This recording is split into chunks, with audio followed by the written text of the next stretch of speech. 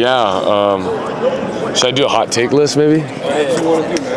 I'll say this. When I was at UCF, Cincinnati was, and even when I was at Oklahoma, Cincinnati was a sneaky one. Nebraska was pretty loud.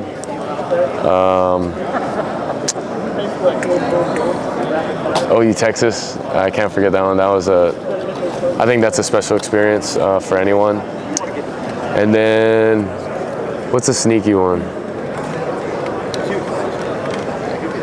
Well, I'll just say this. I think it's cool.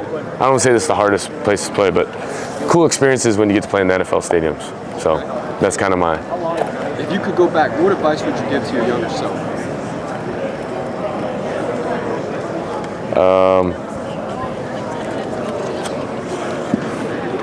I'd say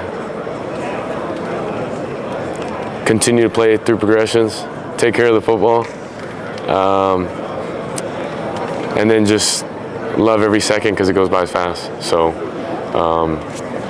that's what I would tell my younger self. Thank you very much. Thank you. Appreciate you. Chance to meet much with the freshmen. Yeah. The new guys. Yes. Dink and yes. Evan and Fox. Yes.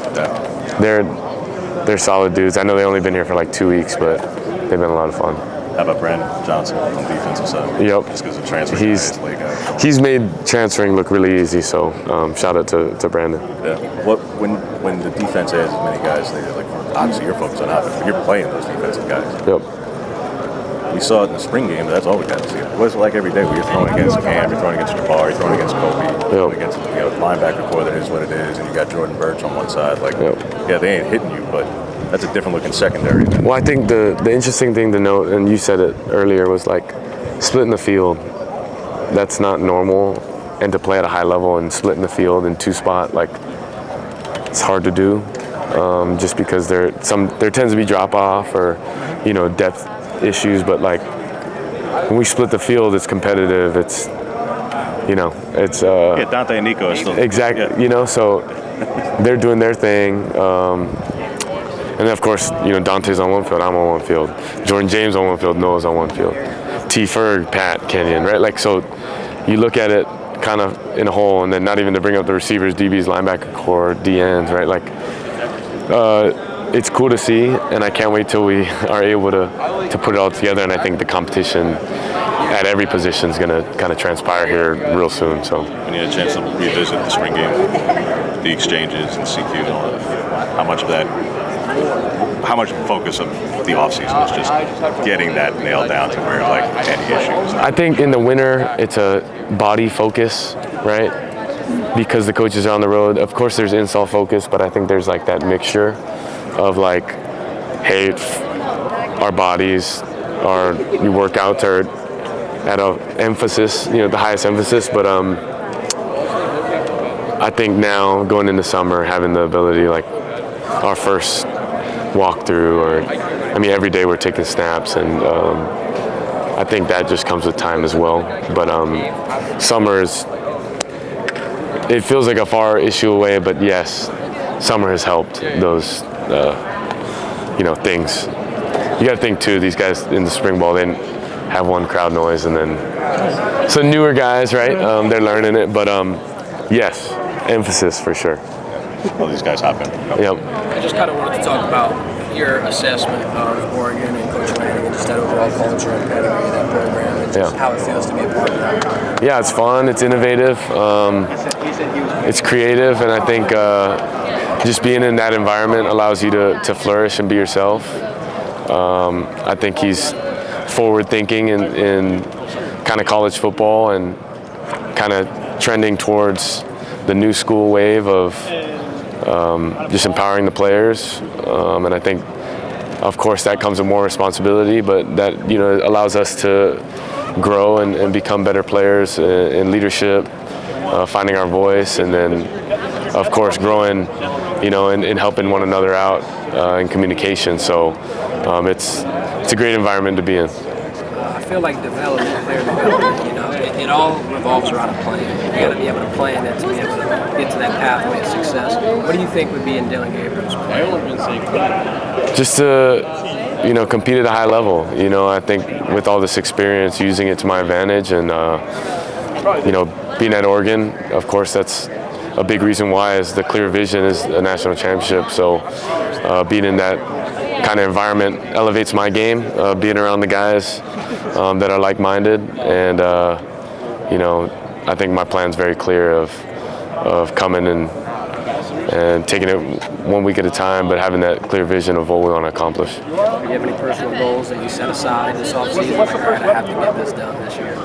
Yeah, I think, I've kind of went through the goals of, stats or, body changing and all that, but I think it's kind of just a winner's mentality. I think I'll do whatever it takes for a win and finding ways to win each week. I think that's kind of the focus for me, and I think it's at an all-time high emphasis. Not that it wasn't, but just after all the years I've been through, I think it's very clear what we all want to accomplish.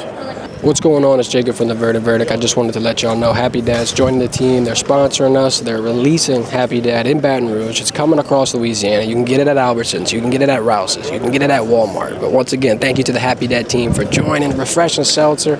Got the website in the description. It's the best seltzer on the market, man. You got the best marketing team on the market. Now you got the best seltzer. Let's get it together. Let's make some magic. It's a mixture. I think it's connecting, being around a bunch of guys who are chasing the same goal. I think it's, of course, seeing, old family or friends that, of course, I've connected with prior. But then also just soaking in all the information, learning as much as I can, and being around a bunch of people that have a bunch of knowledge. I think that's something that's, priceless. So that'll be things I'll take away from it. How much you trying to talk to Hudson a little bit about Will and his experience in his time? That's the cool part, Blake Shapen's playing with, Coach Levy, who I'm really close to. Hudson played with Coach Stein, Jackson. Of course, we spent last year together. Dante's here, a guy I'm spending this year with. So I think you can just have similar conversations, and I think you help one another out, whether I'm learning from, Hudson or Blake and I having conversations. I think it's just that connecting piece, and it's fun to be around guys who kind of have that shared experience. How much are you planning for running to be part of the season versus, because obviously we know what you did, we know what Bo did the year before, and already the offense changed. How much of that was the offense? How much of that was Bo wanted to be more of an accomplished pocket passer and do what he ended up doing? For sure. All right, you're in that spot. How much are you planning to be the running quarterback you've seen from Dillon Gabriel versus what you're trying to do at the next level? Yeah, I think it's a mixture. I think I'm very confident in the pocket and playing very comfortably there. I can move my feet if I need to. I think that's something you got to have nowadays. But